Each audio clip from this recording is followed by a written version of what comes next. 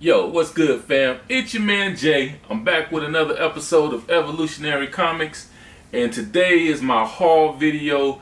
It's what I affectionately like to call what's in my bag. I got my stack here as always, and I got a back issue that I've been looking for, and I finally found it. I guess I just needed to ask at Emerald City Comics, my local comic book shop, where I go every week to pick up my comic books. I explore a little bit and I hit other comic book shops, but Emerald City is my home base. I love the guys there, my man Adam, Frank, AJ, the whole gang. So anyway, getting right into these comics. But before I do, if you're new to the channel, please go ahead and hit that like button, subscribe, leave me some comments, leave me some love. Holla at me, let me know how you're feeling about comics in general, my channel, and just whatever you want to talk about. Like I say, I'm a talkative guy. Anyway, let's get it.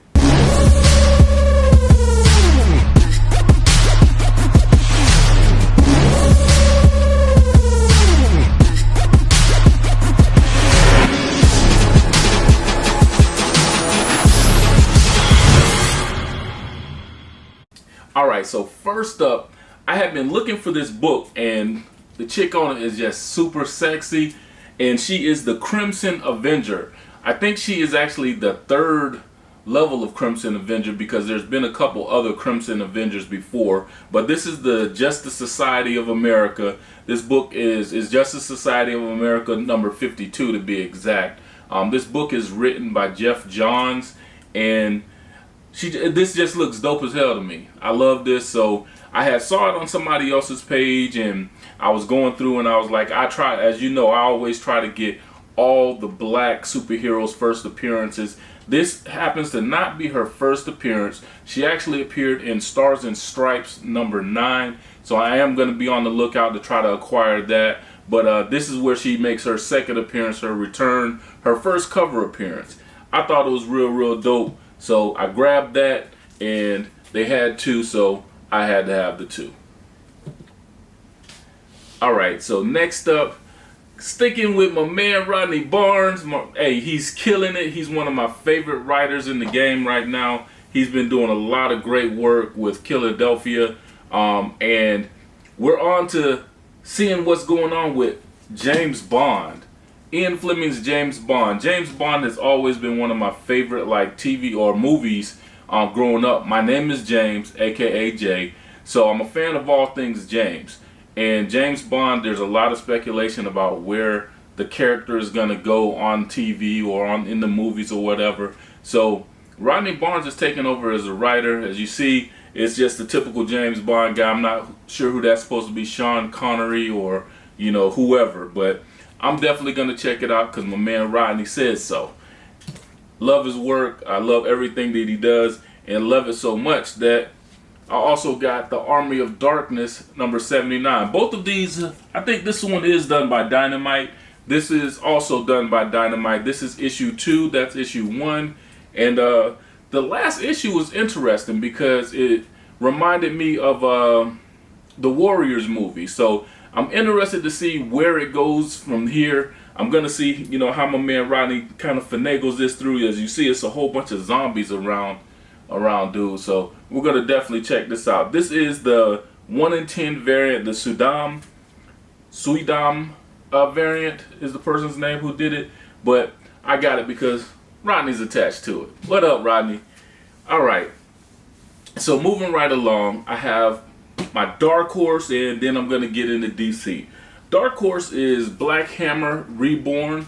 This is issue number 4. This is by Jeff Lemire, and Lucy, who's the main character, and she's not on the cover, but she's a black chick, so that's the reason why I originally picked it up, because she was looking all dope on the cover with this big hammer and this big old afro. It kind of attracted my attention, so I started reading and started getting pretty good.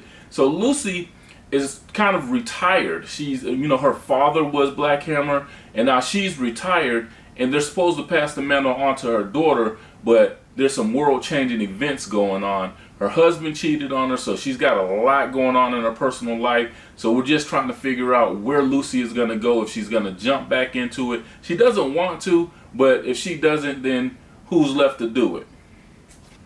All right, next up, going into my DC comics, and I'm not heavy, but yeah, I got some DC work here. First, I'm gonna go ahead and show you guys this Batman Urban Legends #8, and I picked this one up. This was actually something I was gonna drop because I didn't like how they were jumping around to so many stories, and it's cool, but at the same time, a couple of the stories I wasn't reading, so I was like, it was a waste. But so they got my man The Signal on the cover here. They got Black Lightning, and I can't remember her name. I want to say Katana, but not sure. But Signal is one of my favorite characters, so I wanted to see what was up with Duke Thomas and see how he's doing. When they put that on the cover, that brought me right back in, so I said I'm going to go ahead and check it out. I've been keeping up with it. It is in my pull list. Like I said, I was going to take it off my pull list, but we'll see after this issue where I go from there. Alright, so this is I Am Batman #2, and this is the second issue in this run. John Ridley is the writer on this, and Jace Fox is Lucius Fox's son. He's taken over the mantle of the Batman. Gotham doesn't really believe it because most people think that the original Batman, the real Batman, is dead. So they don't have the same level of fear of Jace as they do Bruce Wayne, Batman. So anyway, he's trying to assert himself. He's trying to get that fear so he doesn't have to go to extremes, yet he can still get his job done. The Magistrate is still out there. They're still hunting for masks, trying to knock out the mask. They got vigilantes all over the place. It's a real crazy world right now in Gotham, as it is for Gotham. So anyway, you know, he's still doing this thing. The story is decent for me. I'm still trying to see where it actually is going to go. I picked up the main cover A. I also picked up the Matina cover. I've become a fan of Matina covers, especially like that forward-facing profile pic. It's almost like a headshot pic or whatever. But I've been picking up Matina covers. That's what kind of drew me into some of the other covers. So I have a nice little Matina cover collection, and I'll just add that one right along to it. Next up from DC Comics, Milestone Returns, and finally we got Hardware #2, and this doesn't disappoint. Brandon Thomas is one of my favorite writers right now in the game, right along with Rodney Barnes. I mean, these brothers are really killing it. This story is super dope. It's like, and the story really pulls you in. Brandon Thomas is doing a great job at it because, you know, Curtis Metcalf, aka Hardware, he's showing that he's built solid relationships with people, and whatever he's going through, he got people that care about him. He got a shady, I don't know, a mentor who's out to get him, who's trying to set him up. But the storyline is great. He's going through a lot of things. Hardware is not invincible. He's not like running around like Iron Man, like nothing goes wrong. So the story is absolutely fantastic. Brandon, you're doing a great job. The artwork, Dennis Cowan, the legend. So what more can I say? So I picked up the first cover and the second cover. The Sienkiewicz, I'm not sure who did this one. Is this a Sienkiewicz cover, or I think this one is a Sotomayor cover. But these were the two that came out. I love the covers. I love that particular issue. Every week I will be looking and I will be checking for Milestone Returns events. If it's Static, if it's Icon and Rocket, or if it's Hardware, I can't wait for them to bust out with the Blood Syndicate. Once they do that, it's a wrap. It's over for everything else. Those definitely are going to stay in my pull list. If you're new to comics, if you're new and you're looking for something that you want to get into that doesn't have a long history, even though they do have a long history with Milestone, but this is a new run. You have a new writer, kind of old artist on it, but this is a great place to jump in, because once you jump in with these, with Static, Icon, Hardware, any of those, is definitely going to make you want to go and get those older issues from back in the day that Dwayne McDuffie created with a group, with the team, the Milestone team. The whole Dakotaverse, it is definitely something that should be on a larger scale, and the only way we're going to get it there is go out and pick it up from your local comic book shop, order it, whatever you got to do, just as long as you can get it in your hands.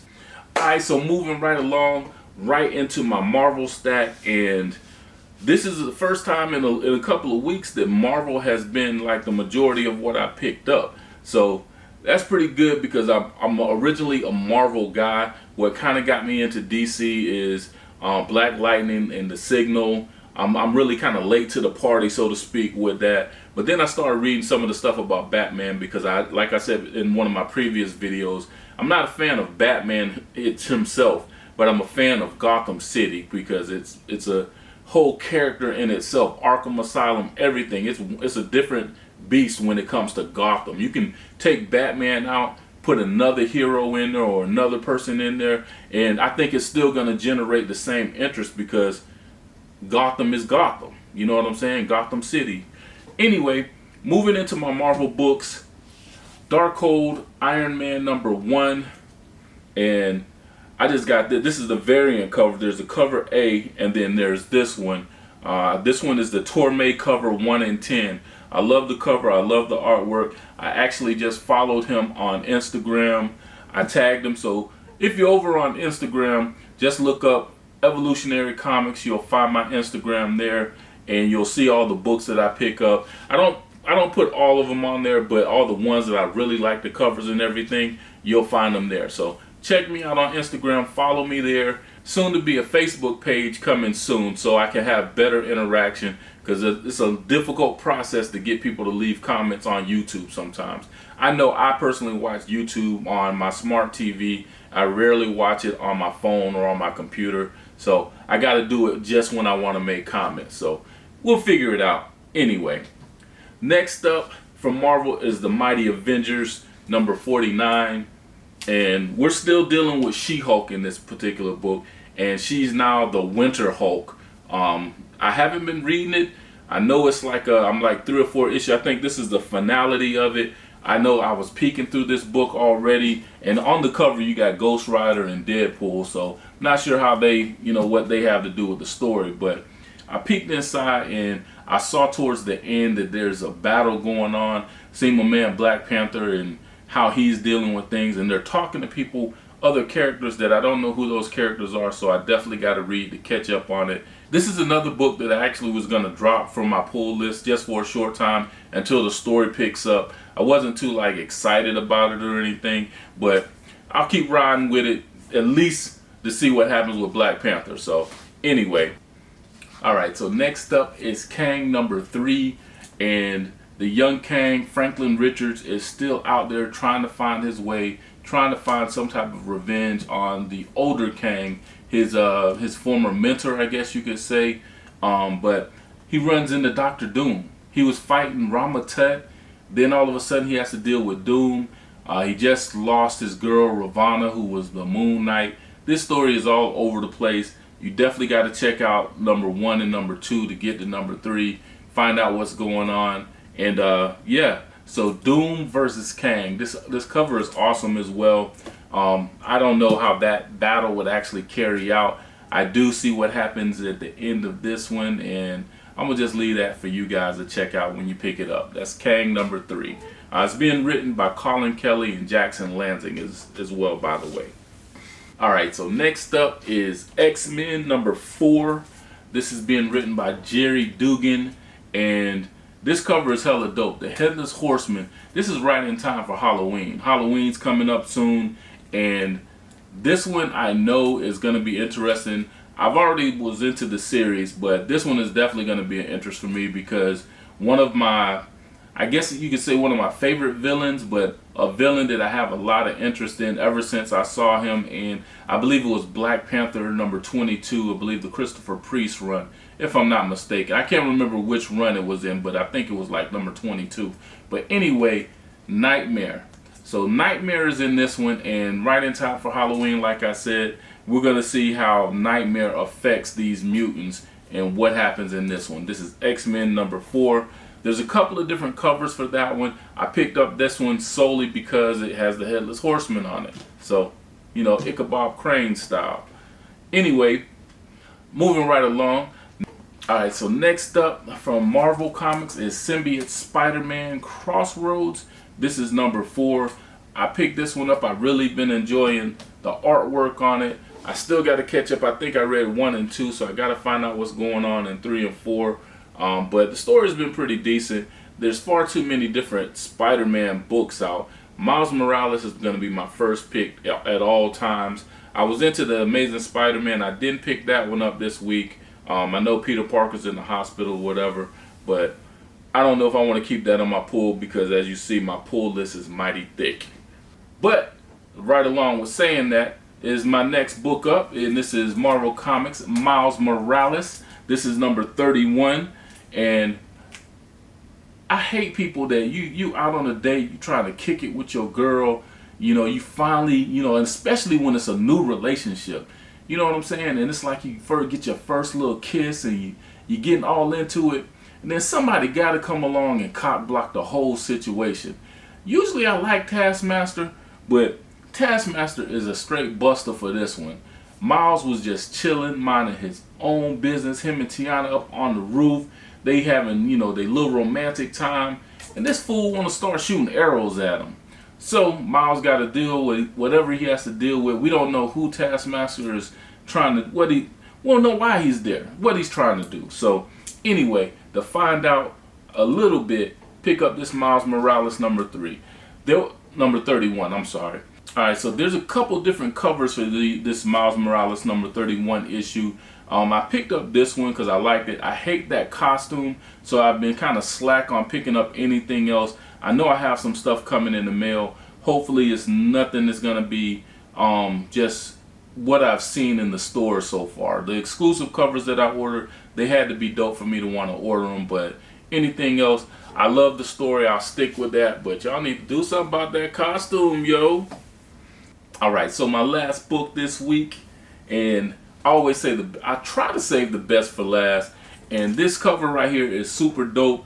I've been a Brian Stelfreeze fan for a while, ever since I really started getting back into comics, and I've been trying to identify the different artists. He's an old school artist that's still killing the game, and I love this cover. I love it so much I had to get two.